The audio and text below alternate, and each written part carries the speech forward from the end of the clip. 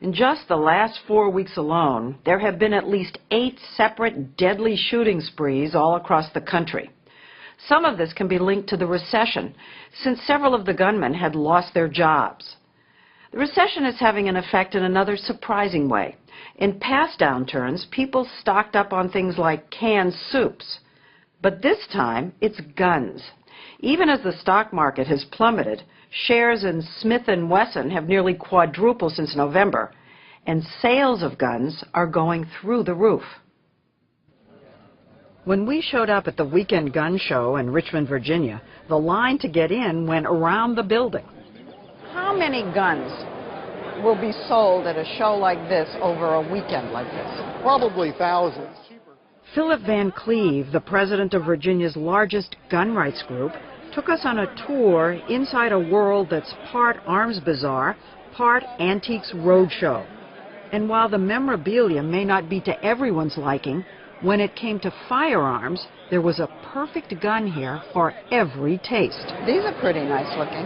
Yeah, some of them, they actually make guns in colors. A lot of women like pink guns. The good thing about a pink gun is a man will never steal it from you.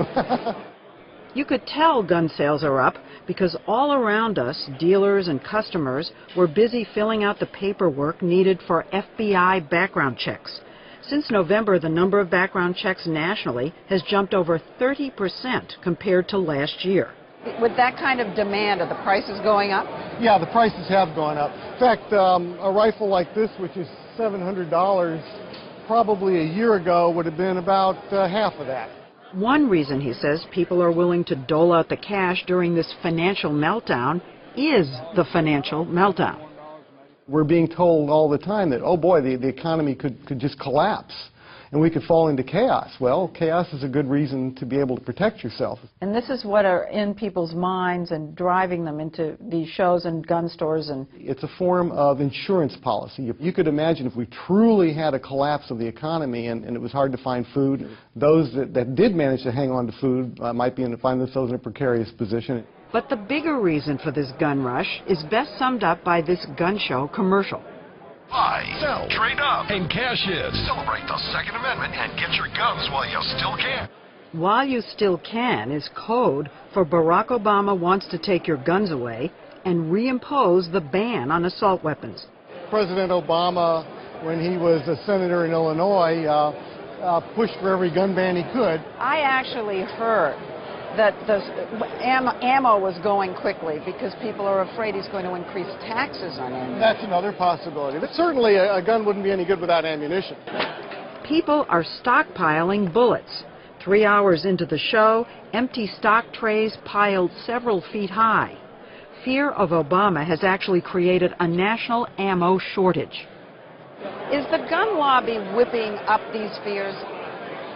I don't know. I don't think so. I think the elections took care of that themselves. The number of FBI background checks does not reflect all the gun sales because of something called the loophole. In Virginia and more than 30 other states, people who aren't gun dealers, like this gentleman with the rifle slung over his shoulder, can sell firearms at gun shows without conducting background checks. Actually, these men can sell their guns anywhere, here, in private homes, or out of their cars. You can see that you have you have tag from Maryland. We met Gerald Massengill, former police superintendent of Virginia, in the parking lot. He showed us license plates from up and down the East Coast. And they come here. And they come here because that's where the guns are easier to buy. Virginia is a main source of guns that end up in crimes in several northern states where gun controls are stricter. You probably can walk this parking lot and find people selling guns out of the trunk of their vehicles. And that's legal. And that's legal. There are no restrictions in Virginia against private sales as far as background checks. And again, that amazes me that in this day and time we would not want to know as sellers whom we're selling to. But imposing any restrictions on gun sales in Virginia is nearly impossible. Consider what happened when a bill was introduced to close just the gun show loophole following the 2007 Virginia Tech massacre. With overwhelming public support, it was sure to pass, given the outrage over the worst shooting in modern U.S. history. 32 students and teachers were shot and killed by a mentally disturbed student, Sung-Wee Cho. Lily Habtu, who was shot in the jaw and survived, says the loophole must be closed. Convicted felons can walk into a gun show. The mentally ill can go into a gun show and purchase whatever they want. Without a background check? Without a background check. Why not make it uniform and have everybody go through the background check? Well, how about making it uniform and have nobody go through the background check? The Second Amendment doesn't say you can get a gun if you go through a background check. Lily and several of the Virginia Tech family members lobbied to close the gun show loophole. They created Facebook groups and YouTube clips. No background check. No gun, no excuses. Omar Samaha, whose 18-year-old sister Rima was killed that day, testified before Virginia lawmakers that he went to the Richmond Gun Show one day and bought a dozen weapons in an hour, including an assault rifle and a Glock, and that was stronger than the one used to kill my sister. Did you ever have to show any identification? No. Were you ever asked? I was asked, but I refused. So what happened? They either sold me the gun still, or they said, pay me $15 more and I'll go without looking at your ID. Here's one of the big arguments. Cho didn't get the guns from a gun show. And he did show his ID. There was a background check on him. But so the next show will go to a gun show, because it's that simple. It's just like buying a candy bar. It really is. But if one side thinks the lesson of the Virginia Tech massacre is we need more gun control, the other side, the gun lobby, says it proves we need less. Philip Van Cleve says the ban on guns on college campuses should be lifted. Just one student, 21 or older, had a permit and had been armed that day. I mean, the first time a police officer showed up, they didn't even fire a shot. He saw the police come and he killed himself. It was over. The first time somebody would have been able to show him resistance that would have stopped him, I'm convinced he would have killed himself and probably saved a whole bunch of lives at that point. Arming all those young people. Wonder who's fighting in Iraq for us right now. But, you know, you could have a lot of them be like Cho. If they do, there will be plenty of other 21, 22, 23, and older people there to make sure that he doesn't get very far. When the Virginia Senate voted in February on closing the gun show loophole, it was a real stunner. The bill lost by 2 votes. The bill fails to pass. The gun rights forces prevailed. You had so much going for you. You had the emotion, you had parents, you had survivors speaking out. Police chiefs, Yep. you had the governor of the state, and it still went down. Why? I would have to say that the gun lobby must have a strong base in Virginia. And so she and Omar are looking to Washington, now that the Democrats are in control, and with so many fresh examples of gun violence, from the Mexican drug cartels along our southern border to a string of deadly domestic shootings where assault weapons were used. As in Alabama on March 10th, a gunman crossed the state, killing 10. In Oakland, California on March 21st, a man killed 4 police officers, 2 with an assault weapon.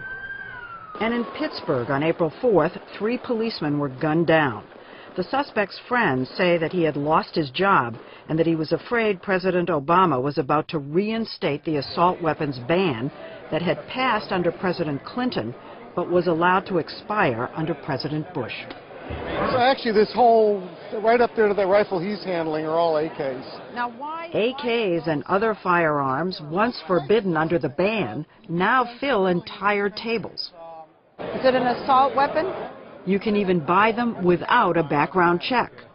These assault weapons are essentially designed and made to kill numbers of people in close combat.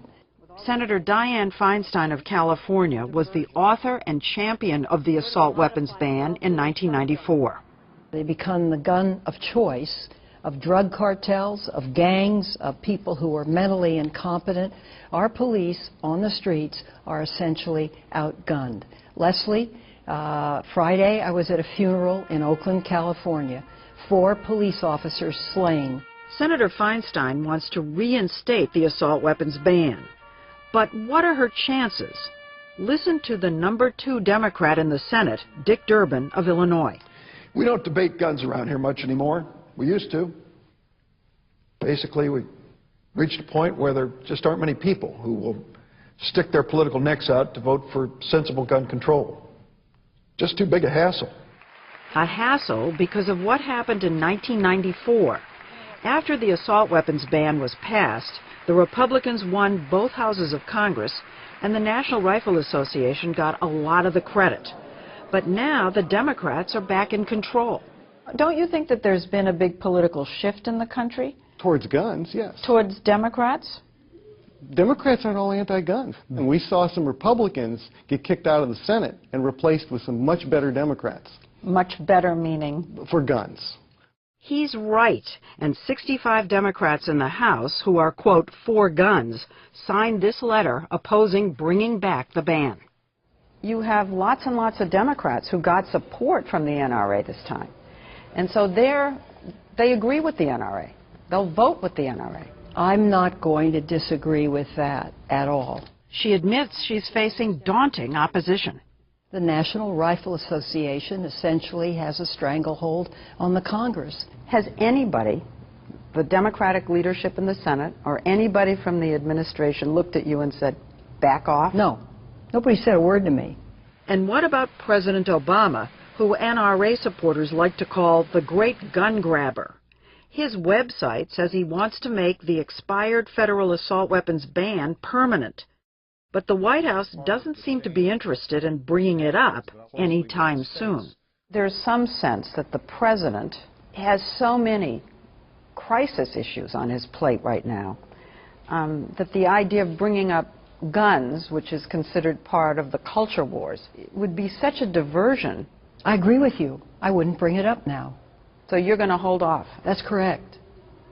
I'll pick the time and the place, no question about that. It appears that overall public support for stricter gun controls has been eroding. According to the Gallup poll, 60% favored stricter gun laws in 2000. That number is now down to 49%, the lowest point since Gallup started asking the question.